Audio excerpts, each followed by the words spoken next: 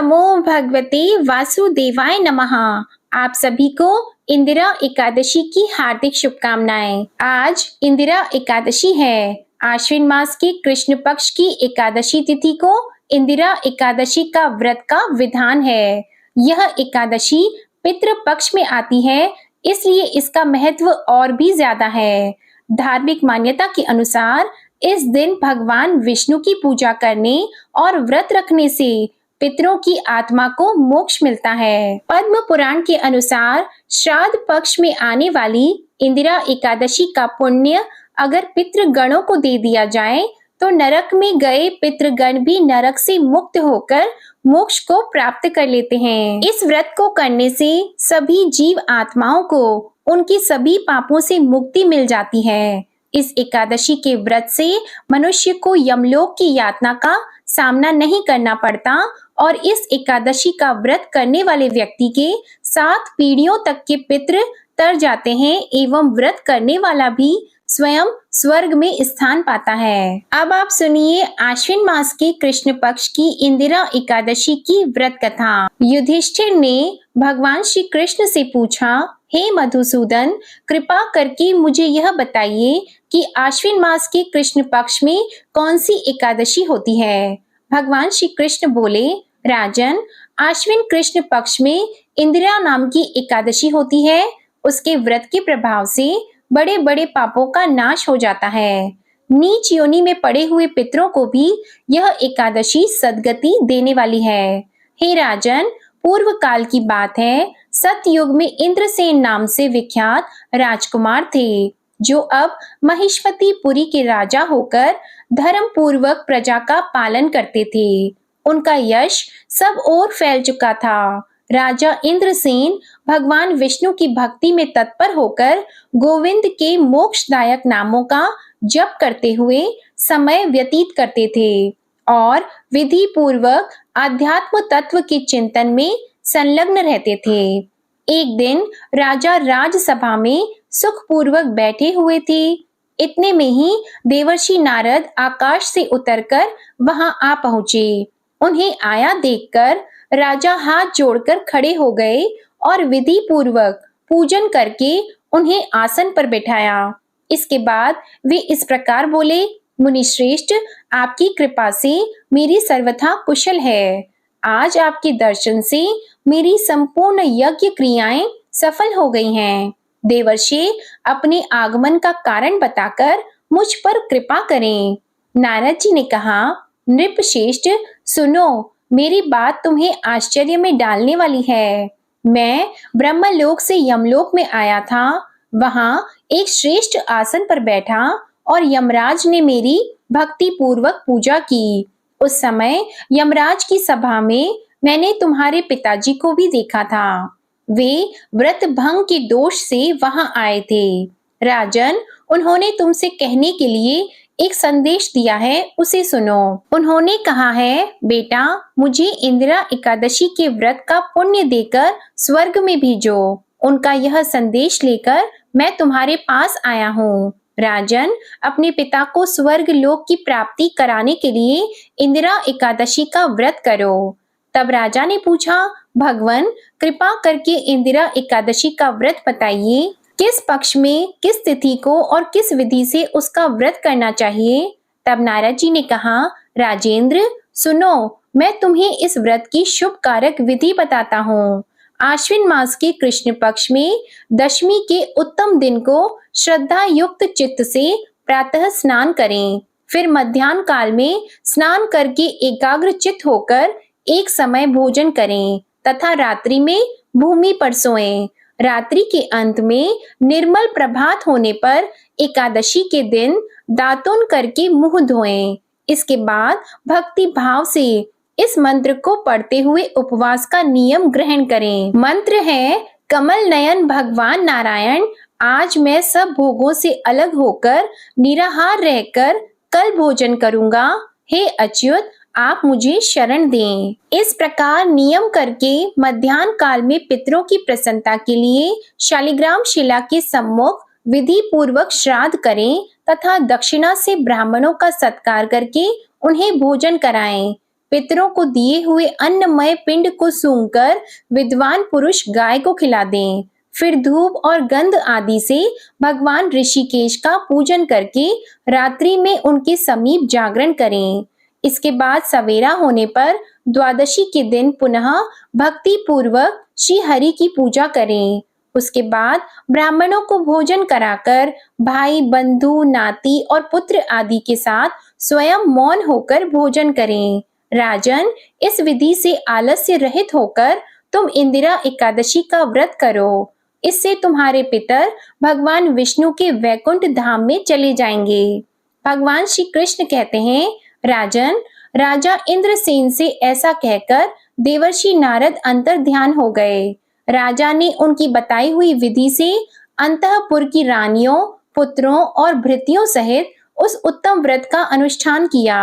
कुंती नंदन, व्रत पूर्ण होने पर आकाश से फूलों की वर्षा होने लगी। इंद्रसेन के पिता गरुड़ पर आरूढ़ होकर श्री विष्णु धाम को चले गए और राजर्षि इंद्रसेन भी अकंटक राज्य का उपभोग करके अपने पुत्र को राज्य पर बिठाकर स्वयं स्वर्ग लोक को गए। इस प्रकार मैंने तुम्हारे सामने इंदिरा एकादशी के व्रत के महात्म्य का वर्णन किया है। इसको पढ़ने और सुनने से मनुष्य सब पापों से मुक्त हो जाता है और उसे स्वर्ग लोक की प्राप्ति होती है। बोलिए श्री लक्ष्मी नारायण भगवान की जय। बोलिए भगवान शंकर और माता पार्वती की जय। आइए अब सुनते हैं एकादशी पर तुलसी माता की कथा। शिव पुराण के अनुसार पौराणिक समय में दैत्यों का राजा दंभ हुआ करता था। वह बहुत बड़ा विष्णु भक्त था। कई सालों तक उसके यहाँ संतान नहीं होने के कारण उसने शुक्राचार्य को अपना गुरु बनाकर उनसे श्री कृष्ण मंत्र प्राप्त किया। ये मंत्र प्राप्त करके उसने पुष्कर सरोवर में घोर तपस्या की। भगवान विष्णु उसकी तपस्या से प्रसन्न हुए और उसे संतान प्राप्ति का वरदान दे दिया। भगवान विष्णु के वरदान से राजा दंभ के यहाँ एक पुत्र ने जन्म लिया। इस पुत्र का नाम शंखचूड़ रखा गया। बड़ा होकर शंखचूड़ ने ब्रह्मा जी को प्रसन्न करने के लिए पुष्कर में घोर तपस्या की। तपस्या से प्रसन्न होकर ब्रह्मा जी ने उसे वरदान मांगने को कहा। तब शंखचूड़ ने वरदान मांगा कि वह हमेशा अजर अमर रहे, वह कोई भी देवता उसे नहीं मार पाए। ब्रह्मा जी ने उसे ये वरदान दे दिया और कहा कि वह बद्री वन जाकर धर्मध्वज की पुत्री तुलसी जो तपस्या कर रही है उससे विवाह कर ले। शंखचूड़ ने वैसा ही किया और तुलसी के साथ विवाह के बाद सुखपूर्वक रहने लगा। उसने अपने बल से देवताओं, असुरों, दानवों, राक्षसों, गणधर्मों, नागों, किन्नरों, मनुष्यों तथा त्रिलोकी के सभी प्राणियों पर विजय प्राप्त कर ली। वह भगवान श्री कृष्ण का परम भक्त था। शंखचूड़ के अत्याचारों से सभी देवता परेशान होकर ब्रह्मा जी के पास गए और ब्रह्मा जी उन्हें भगवान विष्णु के पास ले गए। विष्णु ने कहा कि शंखचूड़ की मृत्यु भगवान शिव के त्रिशूल से ही होगी, अतः आप उनके पास जाएं। भगवान से उन्हें चित्ररथ नामक गण को अपना दूत बनाकर शंखचूड़ के पास भेजा। चित्ररथ ने शंखचूड़ को समझाया वह देवताओं को उनका राज्य लौटा दे, परंतु शंखचूड़ ने मना कर दिया और कहा कि वह महेश्वर से युद्ध करना चाहता है। भगवान शिव को जब ये बात पता लगी तो वे युद्ध के लिए अपनी सेना लेकर निकल पड़े और दानवों में घमासान युद्ध हुआ, परंतु ब्रह्मा जी के वरदान के कारण शंखचूड़ को देवता नहीं हरा पाए। भगवान शिव ने शंखचूड़ का वध करने के लिए जैसे ही अपना त्रिशूल उठाया तभी आकाशवाणी हुई कि जब तक शंखचूड़ के हाथ में श्री हरि का कवच है और उसकी पत्नी का सतीत्व अखंडित है तब तक इसका वध असंभव है। आकाशवाणी सुनकर भगवान विष्णु वृद्ध ब्राह्मण का रूप धारण कर शंखचूड़ के पास गए और उससे श्री हरि कवच दान में मांग लिया। शंखचूड़ ने वह कवच बिना किसी संकोच के दान कर दिया। शंखचूड़ का रूप बनाकर तुलसी के पास गए शंखचूड़ रूपी भगवान विष्णु ने तुलसी के महल के द्वार पर जाकर अपने विजयी होने की सूचना दी। ये सुनकर तुलसी बहुत प्रसन्न हुई और पति रूप में आए भगवान का पूजन किया। ऐसा करते ही तुलसी का सतीत्व तो खंडित हो गया और भगवान शिव ने युद्ध में अपने त्रिशूल से शंखचूड़ का वध कर दिया। तब तुलसी को जब पता चला कि वे उनकी पति नहीं है बल्कि वे तो भगवान विष्णु हैं, तो क्रोध में आकर तुलसी जी ने कहा कि आपने छल पूर्वक मेरा धर्म भ्रष्ट किया है और मेरे पति को मार डाला। अतः मैं आपको श्राप देती हूँ कि आप पाषाण होकर धरती पर रहें। तब भगवान विष्णु ने कहा कि देवी, तुम मेरे लिए भारतवर्ष में रहकर बहुत दिनों तक तपस्या कर चुकी हो। तुम्हारा ये शरीर नदी रूप में बदलकर गंडकी नामक नदी के रूप में प्रस्तुत होगा। तुम पुष्पों में श्रेष्ठ तुलसी का वृक्ष बन जाओगी और सदा मेरे साथ रहोगी। तुम्हारे श्राप को सत्य करने के लिए मैं पाषाण शालिग्राम बनकर रहूंगा। गंडकी नदी के तट पर मेरा वास होगा। प्रेम से बोलिए माता तुलसी और भगवान विष्णु की जय। श्री लक्ष्मी नारायण भगवान के चरणों का ध्यान करते हुए अब आप सुनिए तुलसी विवाह की कथा। सावर्णी मुनि की पुत्री तुलसी अपूर्व सुंदरी थी। उनकी इच्छा थी कि उनका विवाह भगवान नारायण के साथ हो। इसके लिए उन्होंने नारायण पर्वत की घाटी में स्थित बद्री वन में घोर तपस्या की। दीर्घ काल तक तपस्या के उपरांत ब्रह्मा जी ने प्रसन्न होकर उन्हें दर्शन दिया और वर मांगने को कहा। तब तुलसी जी ने कहा, सृष्टिकर्ता ब्रह्मदेव, आप अंतर्यामी हैं, सबके मन की बात जानते हैं, फिर भी मैं अपनी इच्छा आपसे बताती हूँ। मैं चाहती हूँ कि भगवान श्री नारायण मुझे पति रूप में मिलें। ब्रह्मा जी ने कहा, तुम्हारा अभीष्ट तुम्हें अवश्य ही मिलेगा। अपने पूर्व जन्म में किसी अपराध के कारण तुम्हें श्राप मिला है। इसी प्रकार भगवान श्री नारायण के एक पार्षद को भी दानव कुल में जन्म लेने का श्राप मिला है। दानव कुल में जन्म लेने के बाद भी उसमें नारायण का अंश विद्यमान रहेगा। इसलिए इस जन्म में पूर्व जन्म के पाप के शमन के लिए संपूर्ण नारायण तो नहीं मिलेंगे, लेकिन नारायण के अंश से युक्त दानव कुल जन्मे उस शापग्रस्त पार्षद से तुम्हारा विवाह होगा। शाप मुक्त होने पर भगवान श्री नारायण सदा सर्वदा के लिए तुम्हारे पति हो जाएंगे। तुलसी ने ब्रह्मा जी के इस वर को स्वीकार कर लिया, क्योंकि मानव कुल में जन्म के कारण उस मायावी भोग को तो भोगना ही था। तुलसी बद्री वन में ही रहने लगी। नारायण का वह पार्षद दानव कुल में जालंधर के नाम से पैदा हुआ था। कुछ दिनों बाद वह ब्राह्मण करता हुआ बद्री वन में आया। यहाँ तुलसी को देखते ही वह उस पर मंत्र मुग्ध हो गया।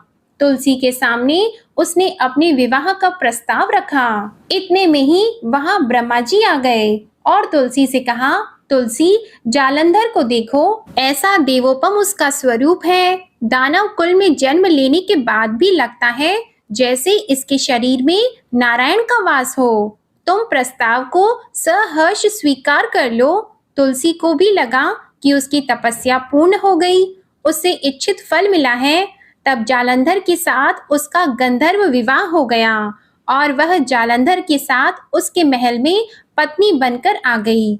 जालंधर ने अपनी परम सुंदरी सती साध्वी पत्नी तुलसी के साथ बहुत दिनों तक राज्य किया। उसने अपने राज्य का इतना विस्तार किया कि देवलोक तक उसके अधिकार में आ गया। स्वर्ग का सुख भोगने वाले देवताओं की दशा भिखारियों जैसी हो गई। जालंधर किसी को कष्ट नहीं देता था, पर अधिकार और राज्य छिन जाने से सारे देवता मिलकर ब्रह्मा, विष्णु और शिव जी की सभा में गए और अपनी विपत्ति उन्हें सुनाई। ब्रह्मा जी ने कहा, तुलसी परम साध्वी है, उसका विवाह जालंधर से मैंने ही कराया था। जालंधर को तब तक नहीं हराया या मारा जा सकता जब तक तुलसी को न चला जाए। विष्णु जी ने कहा, जालंधर पूर्व जन्म में मेरा पार्षद था। श्राप के कारण उसे दानव कुल में जन्म लेना पड़ा। इस जन्म में भी मेरा अंश उसमें व्याप्त है। साथ ही तुलसी के पतिव्रता धर्म से वह अजय है। फिर देवताओं की सहमति से भगवान शिव ने जालंधर के पास संदेश भेजा कि या तो वह देवताओं को राज्य लौटा दे या फिर उनसे युद्ध करे। जालंधर शंकर जी के पास पहुंचा। उसने कहा, देवाधिदेव, आपके लिए देवताओं का पक्ष लेना उचित नहीं है। राज्य बढ़ाना हर राजा का कर्तव्य है। मैं किसी को दुखी नहीं कर रहा हूँ। देवताओं से कहिए कि भाई मेरी प्रजा बनकर रहे। मैंने आपका कोई भी अपमान नहीं किया है। हमारा आपका युद्ध शोभा नहीं देता है। अगर आप हार गए तो बड़ी लज्जा की बात होगी। मैं हार गया तो आपकी कीर्ति बहुत अधिक नहीं बढ़ेगी। भगवान शंकर फिर हंसने लगे। वे तो सब रहस्य समझते थे। तुलसी और जालंधर के पूर्व जन्म के श्राप की अवधि लगभग अब पूरी हो चुकी थी। फिर शंकर जी बोले कि इसमें कीर्ति और लज्जा की बात नहीं है। तुम देवों को राज्य लौटाकर उन्हें उनके पद पर प्रतिष्ठित होने दो। युद्ध से बचने का यही एक उपाय है। तब जालंधर ने कहा, मैंने युद्ध के बल से देवलोक जीता है। कोई उसे युद्ध के द्वारा ही वापस ले सकता है। यह मेरा अंतिम उत्तर है। अब मैं जा रहा हूँ। ऐसा कहकर जालंधर वहां से चला गया। उसने अपनी पत्नी तुलसी को सारी बातें बताई और कहा, कर्म भोग सब काल सूत्र में बंधा है। जीवन में हर्ष, शोक, भय, सुख, दुख, मंगल, अमंगल काल के अधीन है। हम तो केवल निमित्त हैं। संभव है भगवान शिव देवों का पक्ष लेकर मुझसे युद्ध करें। तुम चिंता मत करना। तुम्हारा सती तेज मेरी रक्षा करेगा। दूसरे दिन भगवान शंकर के नेतृत्व में देवताओं ने युद्ध छेड़ दिया। जालंधर ने भीषण बाढ़ की वर्षा कर उनका वेग रोक दिया। उसके प्रहार से देवता डगमगाने लगे। उसने दानवी शक्ति का प्रयोग करके मायावी युद्ध आरंभ कर दिया।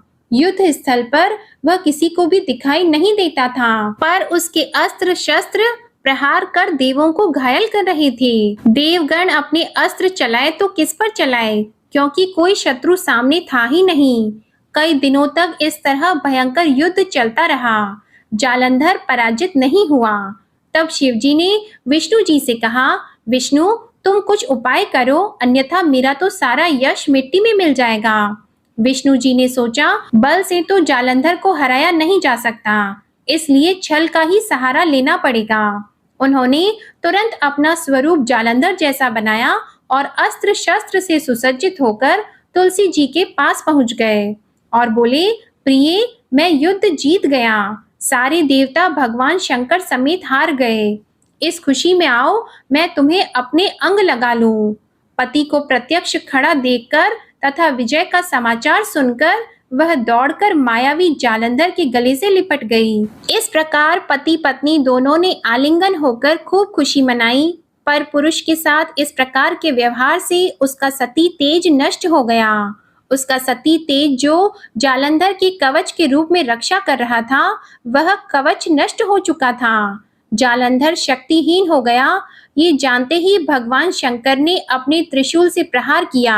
उस प्रहार के लगते ही जालंधर जलकर भस्म हो गया। जालंधर के मरने को जानकर विष्णु अपने असली रूप में आ गए। सामने अपने पति जालंधर के स्थान पर भगवान विष्णु को खड़ा देखकर तुलसी बहुत विस्मित हुई। उसको पता लग गया कि स्वयं नारायण ने उसके साथ छल किया है। क्रोध में आकर तुलसी जी ने श्राप दिया कि एक सती स्त्री का सतीत्व भंग करने के अपराध में तुम हृदयहीन पत्थर हो जाओ। विष्णु जी ने तुलसी जी के श्राप को शिरोधार्य कर कहा, देवी, तुम्हारे तथा जालंधर के कल्याण के लिए मुझे ऐसा करना पड़ा।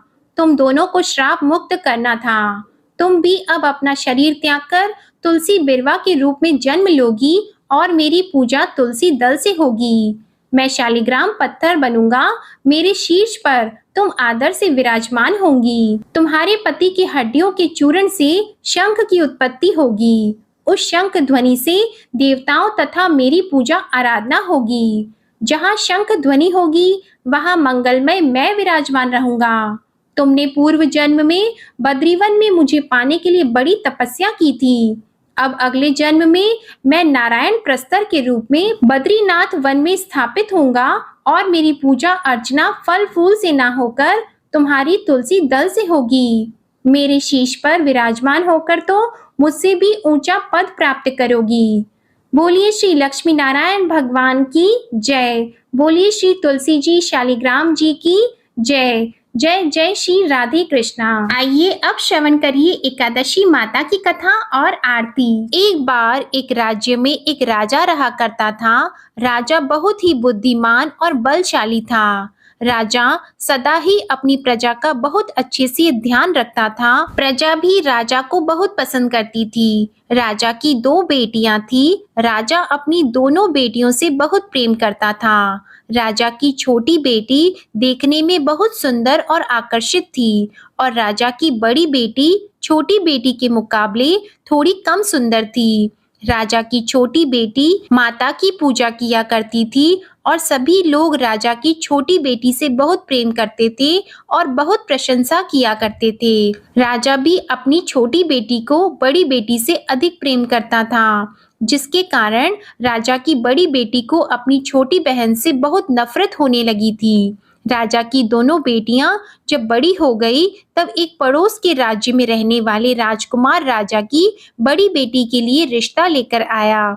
लेकिन जैसे ही उस राजकुमार की नजरें राजा की छोटी बेटी पर पड़ी, तो वह राजकुमार राजा की छोटी बेटी पर आकर्षित हो गया और छोटी बेटी से पहली नजर में प्रेम करने लगा। उस राजकुमार ने राजा की बड़ी बेटी के साथ विवाह करने से मना कर दिया और उसने राजा से कहा कि मैं आपकी छोटी बेटी से विवाह करना चाहता हूँ। ये सब देखकर राजा की बड़ी बेटी अपनी छोटी बहन से बहुत क्रोधित हो गई और राजा की बड़ी बेटी ने अपनी छोटी बहन को अपना सबसे बड़ा दुश्मन मान लिया। राजा की बड़ी बेटी ने अपनी छोटी बहन से बदला लेने का निर्णय किया। राजा की बड़ी बेटी ने अपनी छोटी बहन को जान से मारने का उपाय सोचा। राजा की बड़ी बेटी ने अपनी छोटी बहन को मारने के लिए सबसे पहले एक लड्डू में जहर मिलाकर अपनी छोटी बहन को दे दिया और उसको लड्डू खाने के लिए कहा। लेकिन लड्डू खाने के बाद भी छोटी बहन को कुछ भी नहीं हुआ।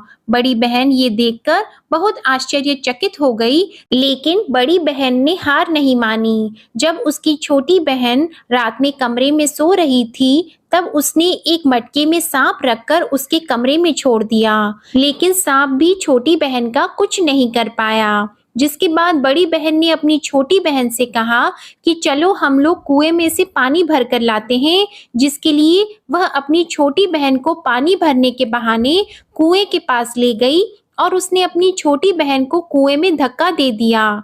लेकिन छोटी बहन को तब भी कुछ नहीं हुआ, क्योंकि हर बार ग्यारस माता उसकी रक्षा कर रही थी और उधर बड़ी बहन अपने सारे प्रयास के बाद भी असफल हो रही थी, जिससे वह बहुत क्रोधित हो गई और फिर उसने अपनी छोटी बहन के पास जाकर उससे प्रश्न किया कि मेरी छोटी बहन, क्या तुमको पता है कि भगवान ने सबको मृत्यु एक निश्चित समय पर लिखी हुई है और कैसे तुम्हारी या मेरी मृत्यु होगी, क्या ये तुम जानती हो? तब छोटी बहन ने अपनी बड़ी बहन को बताया कि हाँ दीदी, मैं तो जानती हूँ मेरी मृत्यु कैसे होगी। छोटी बहन से ये सब बातें सुनकर बड़ी बहन मन ही मन बहुत प्रसन्न होने लगी और उसने अपनी छोटी बहन से कहा कि तो तुम मुझे अपनी मृत्यु का राज बताओ। तब छोटी बहन ने अपनी बड़ी बहन से कहा कि मेरी मृत्यु तो एक तोते में है। जो तोते के गले में एक हार है, उससे मेरी मृत्यु होगी। जब तक कोई भी व्यक्ति तोते को मारकर उस हार को अपने गले में पहनेगा,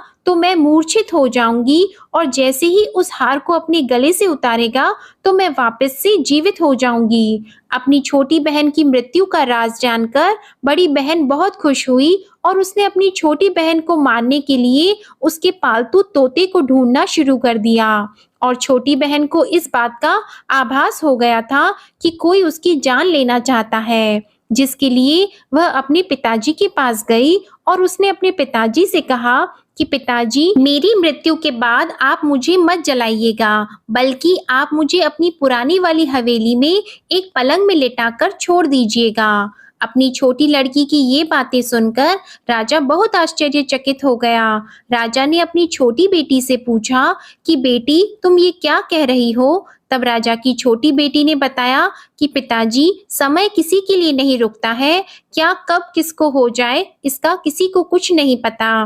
फिर राजा ने अपनी छोटी बेटी से कहा कि तुम ऐसी बातें क्यों करती हो? 2-3 दिन के बाद तो तुम्हारा विवाह है। लेकिन छोटी बेटी ने अपने पिताजी को ऐसा करने पर मजबूर कर दिया और उनसे वचन ले लिया। राजा ने भी अपनी छोटी बेटी की बात स्वीकार कर ली और 2-3 दिनों के बाद जब शादी का समय आया तब राजकुमार बारात लेकर राजा के घर आया और राजकुमार और राजा की छोटी बेटी का विवाह शुरू हो गया। जैसे ही राजा की छोटी बेटी राजकुमार के साथ फेरे लेना शुरू हुई तो उसकी बड़ी बहन अपनी छोटी बहन के कमरे में जाकर उसके तोते को पकड़ लेती है और उसको जान से मार देती है।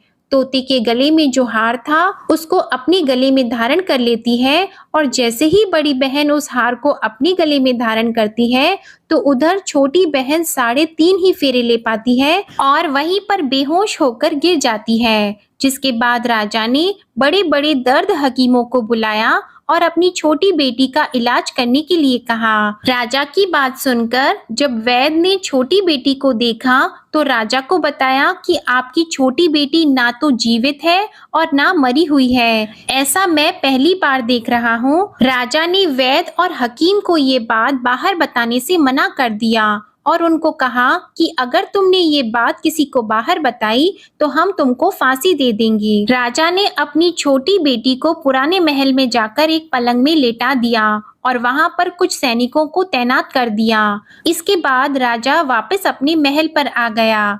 राजा की बड़ी बेटी अपने पिताजी के पास आई और कहने लगी कि पिताजी, अगर ये शादी संपन्न नहीं हुई तो आपकी इज्जत का क्या होगा? आप कहें तो मैं आपकी इज्जत बचाने के लिए राजकुमार से शादी करने के लिए तैयार हूँ। जिसके बाद राजा ने अपनी बड़ी बेटी की बात मान ली और राजा ने बड़ी बेटी को छोटी बेटी के कपड़े पहनाकर मंडप में भेज दिया।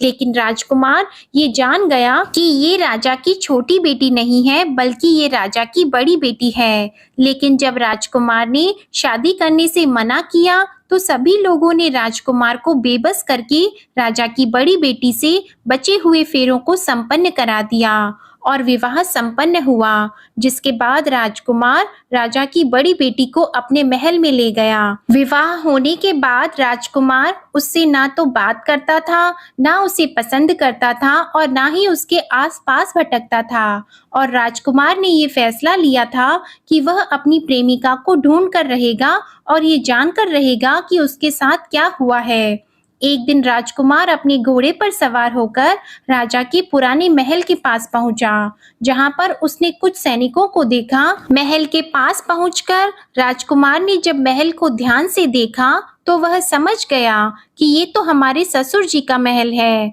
तब राजकुमार ने सैनिकों से पूछा कि तुम लोग यहाँ क्या कर रहे हो और इस महल के अंदर उस पलंग में कौन लेटा है? जिसके बाद सैनिकों ने बताया कि यहाँ पर राजा की छोटी बेटी लेटी है। ये सुनकर राजकुमार बहुत प्रसन्न हो गया और वह तुरंत अपनी प्रेमिका के पास पहुंच गया और उसकी सेवा करने लगा। जैसे ही रात हुई तो राजा की छोटी बेटी उठकर खड़ी हो गई।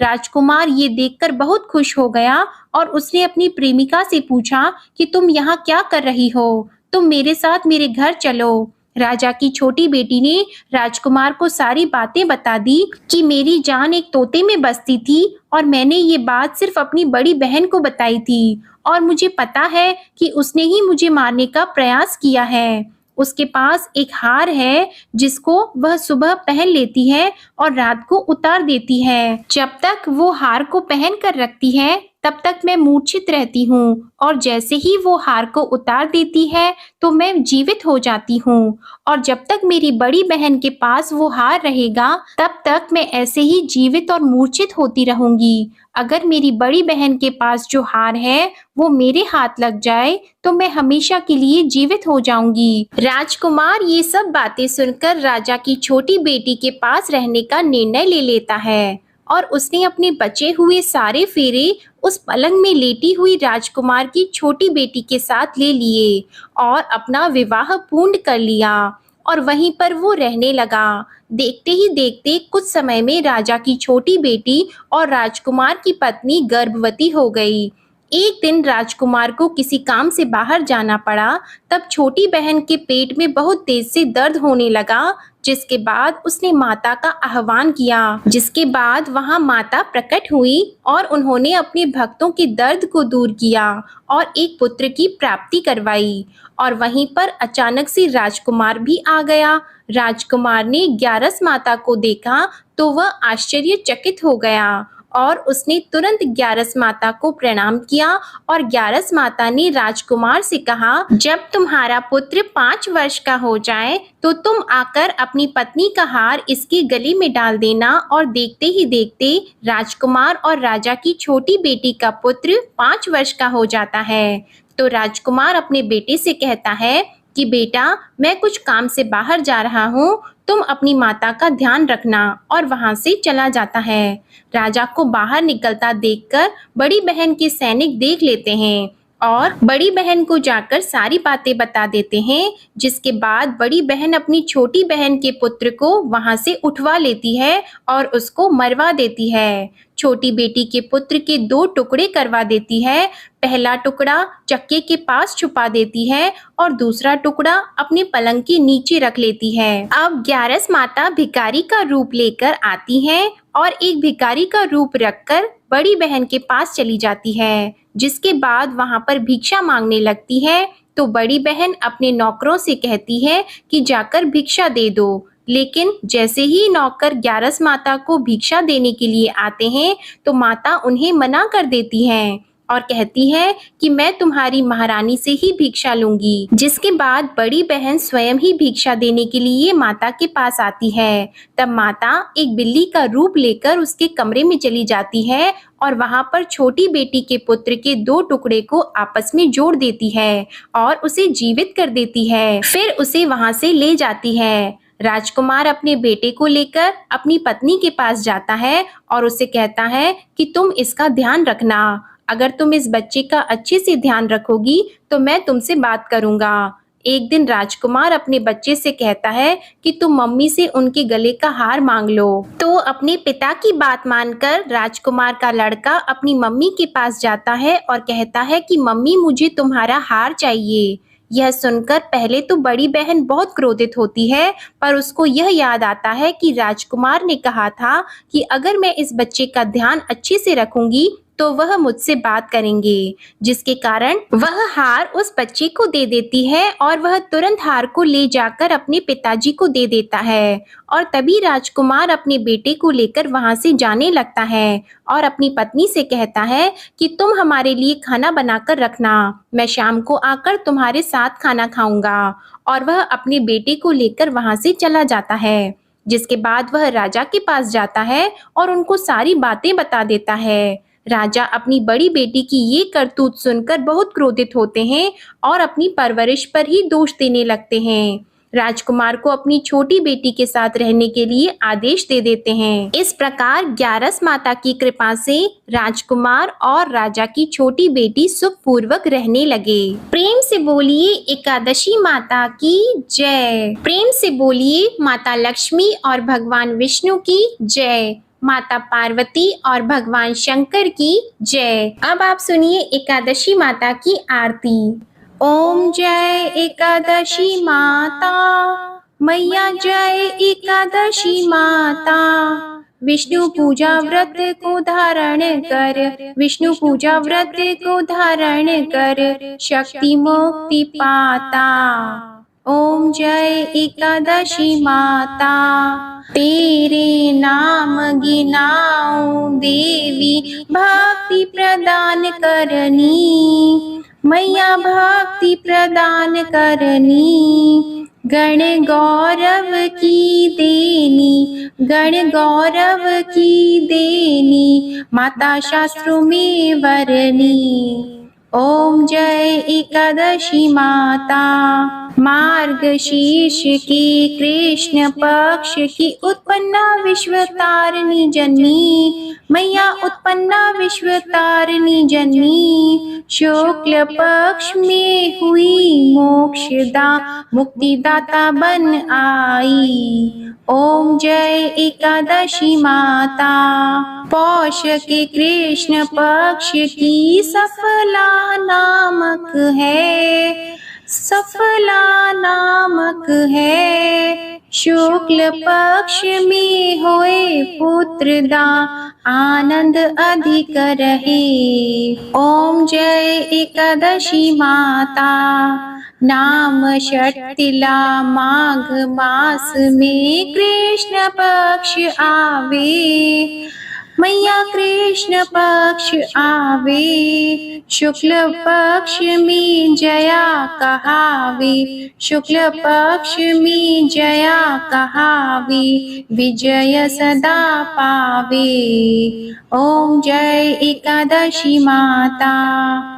विजया फागुन कृष्ण पक्ष में शुक्ला आमल की, मैया शुक्ला आमल की। पाप मोचनी कृष्ण पक्ष में चैत्र महाबली की। ओम जय एकादशी माता। चैत्र शुक्ल में नाम कामदा, धन देने वाली, मैया धन देने वाली। नाम वरूथिनी कृष्ण पक्ष में, नाम वरूथिनी कृष्ण पक्ष में, वैशाख माह वाली। ओम जय एकादशी माता। शुक्ल पक्ष में होई मोहिनी, अपराज्येष्ठ कृष्ण पक्षी।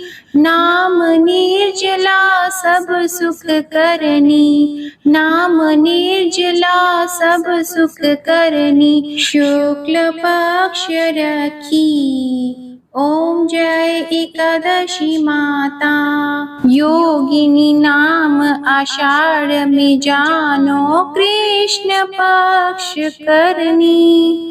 देव शयनी नाम कहायो, शुक्ल पक्ष धरनी। ओम जय एकादशी माता। कामिका श्रावण मास में आवे, कृष्ण पक्ष कहिए। श्रावण शुक्ला होए पवित्रा, आनंद से रहिए। ओम जय एकादशी माता। अजा भाद्रपद कृष्ण पक्ष की परिवर्तिनी शुक्ला, इंद्रा आश्विन कृष्ण पक्ष में, इंद्रा आश्विन कृष्ण पक्ष में, रत से भवसागर निकला। ओम जय एकादशी माता। पापंकुशा है शुक्ल पक्ष में, आप हरनहारी। रमा मास कार्तिक में आवे, सुखदायक भारी। ओम जय एकादशी माता। देवोत्थानी शुक्ल पक्ष की, दुख नाशक मैया, मैया दुख नाशक मैया। पावन मास में करूं विनती, पावन मास में करूं विनती, पार करो नैया। ओम जय एकादशी माता। परमा कृष्ण पक्ष में होती, जन मंगल करनी, मैया जन मंगल करनी। शुक्ल मास में होए पद्मिनी, शुक्ल मास में होए पद्मिनी, दुख दारिद्र हरनी। ओम जय एकादशी माता। जो कोई आरती एकादशी की भक्ति सहित गावे, मैया भक्ति सहित गावे। जन गुरदिता स्वर्ग का वासा, जन गुरदिता स्वर्ग का वासा, निश्चय वह पावे। ओम जय एकादशी माता। ओम जय एकादशी माता। ओम जय एकादशी माता। बोलो एकादशी माता की जय। प्रेम से बोलिए भगवान लक्ष्मी नारायण की जय। आशा करती हूँ आप सभी का इंदिरा एकादशी का व्रत सफल हो और भगवान श्री लक्ष्मी नारायण जी की कृपा आप पर और आपके पूरे परिवार पर सदा सर्वदा बनी रहे। आप सभी को आज की कथा पसंद आई हो, आज की कथा में आनंद आया हो तो वीडियो को लाइक करिएगा, शेयर करिएगा, कमेंट में भगवान श्री लक्ष्मी नारायण जी की जय लिखिएगा और हमारे चैनल को सब्सक्राइब करिएगा और बेल आइकन भी प्रेस करिएगा। धन्यवाद।